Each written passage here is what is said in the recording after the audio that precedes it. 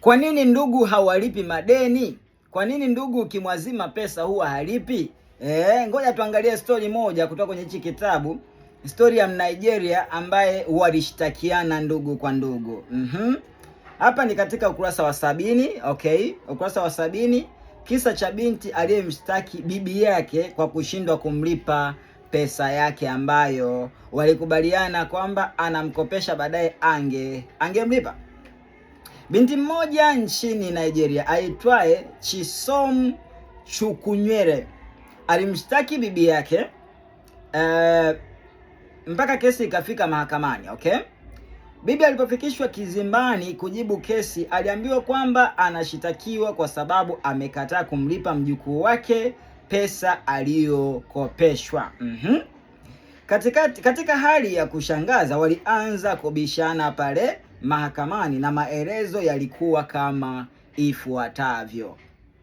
Binti aliambia mahakama kwamba bibi aliomba nimuazime pesa zangu na kuahidi kwamba angeirudisha baada ya muda fulani.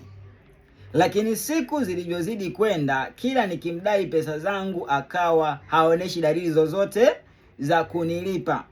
Bibi alipopewa nafasi ya kuieleza mahakama, alisema kwamba ni kweli binti yangu alinikopesha fedha kiasi cha fedha za Kinigeria 95,000 ambao kwa fedha ya Kitanzania ni sawa na 168,000 kama na 150 hivi.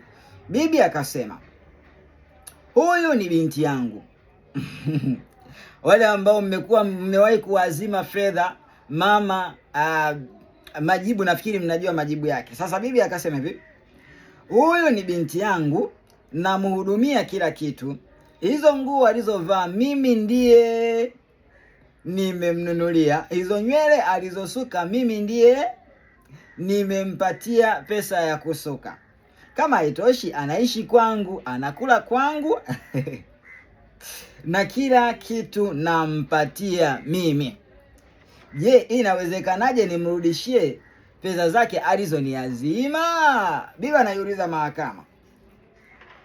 Binti Chisom Chukwunere akasema, lakini aliponiomba pesa aliniambia kwamba angeirudisha mwezi wa 6, ila sasa hataki kunilipa pesa zangu.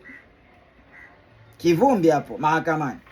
Bibi alipoulizwa na mahakama kwamba kwa nini alimdanganya binti yake, akimaanisha kwamba atamrudishia wakati nia ya moyoni mwake alikuwa hakusudii kufanya hivyo, bibi alisema kwamba ningemwambia ukweli kwamba sitamrudishia fedha zake asingenipa, ila nilimwambia ili nimridhishe, lakini kiukweli sikuwa nimedhamiria kwamba nitamrudishia fedha zake. Hivi ndivyo wazazi wanavyofanya. Sasa kwenye hiki kitabu hiki kipengele kilikuwa kinaeleza kwa nini ndugu wengi hawalipi madeni. Na by the way, topic hii ni sura ya 6. Sura ya 6 inaelezea makundi matano makundi matano ya watu ambao huwa hawalipi madeni na jinsi ya kuishi nao na kukabiliana nao. Makundi mangapi? Matano.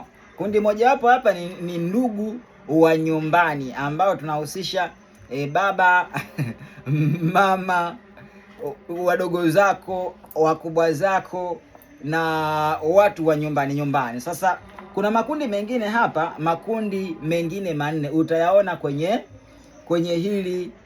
hili kundi au kwenye hii sura ya 6 ya kitabu cha Mwongozo wa Nidhamu ya Fedha. By the way, hiki kitabu kinazungumzia mbinu za kutoka kwenye utumwa wa madeni mabaya na namna ya kutumia mikopo kujenga utajiri kwa kutumia ile kanuni inayoitwa OPM, Other People's Money. Ukiacha vitabu vingine hivyo kama Nguvu ya Pesa, Mwongozo wa Nidhamu ya Fedha, Kipato Endelevu, Uchumi wa Mwanamke na hicho Misingi 8 ya Mafanikio, hiki ni moja ya vitabu ambavyo pia unapaswa kuvisoma. Kitakusaidia kufahamu mambo makubwa 4, very important areas, maeneo 4 ya muhimu sana unaopaswa kuyaelewa kwa undani bila kubahatisha kwenye eneo la fedha, ili ikusaidie kujua jinsi gani ya kudiri na pesa za watu wengine. Okay. Jambo la kwanza, katika hiki kitabu cha mikopo na madeni utajifunza namna ya kuepuka madeni yasiyokuwa ya lazima kwa kuishi kwenye bajeti, kupangilia akiba zako vizuri, yaani kuishi katika ile proper financial management principles, kanuni zile za usimamizi wa fedha ambazo walio wengi zikiyumba ndizo zinapelekea nini? Kuingia kwenye madeni kwa kuishi juu ya nini? Ya kipato. Kwa cha kwanza kusaidia kuishi maisha yenye utulivu na amani pasipo stress za nini? Za madeni, ikiwa hauko kwenye madeni. Jambo la pili, katika hiki kitabu cha mikopo na madeni utajifunza namna ya kukopesha na kudai. Wewe unakopesha lakini unashindwa kudai. Ziko mbinu 7 katika sura ngapi? Namna matajiri, mbinu za kudai madeni. Sura ya 7 nadhani. Sura ya 7, namna ya kudai madeni. Jinsi ya kudai madeni, mbinu 7 za kudai madeni pasipo kuleta ugomvi na uweze kulipwa ndani ya muda mfupi. Hizi kanuni nilizifundisha 2024. Exactly. 2024. 24. Ihumwa Dodoma, nilifundisha Ihumwa Dodoma. Nilikuwa na semina ya siku 3. Baada ya kufundisha hiyo semina, siku ya kwanza yule mama mmoja alikuja kutoa ushuhuda siku ya Jumapili. Nilianza Ijumaa, Jumamosi na Jumapili. Jumapili alikuja kutoa ushuhuda kwamba ametumia zile mbinu nilizomfundisha Ijumaa, alafu akalipwa fedha ambayo alikuwa ameshindwa kulipwa ndani ya miaka mitatu, 3 years.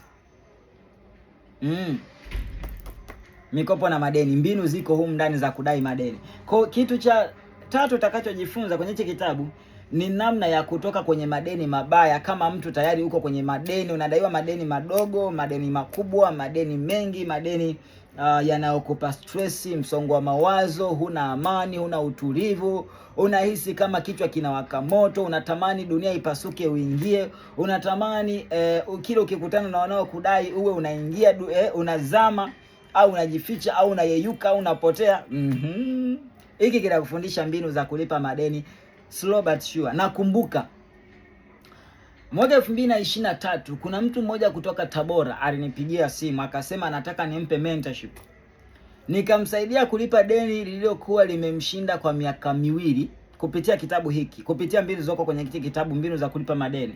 Nilimsaidia kulipa madeni aliyokuwa amemshinda kwa miaka 2, akaweza kutoka ndani ya siku 57. I remember exactly, siku 57.